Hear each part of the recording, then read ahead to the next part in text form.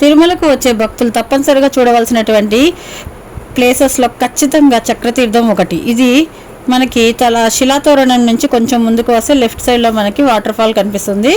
అదే చక్రతీర్థం అన్నమాట.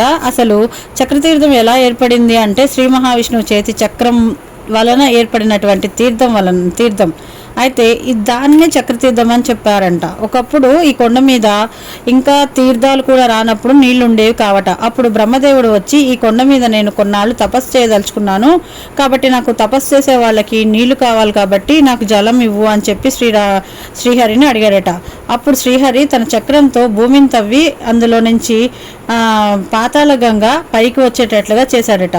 చక్రముతో నేలను తవ్వి నీరు పైకి వచ్చేలాగా చేశాడు, కాబట్టి ఆ తీర్థానికి చక్రతీర్థము అని పేరు వచ్చిందని చెప్తారు.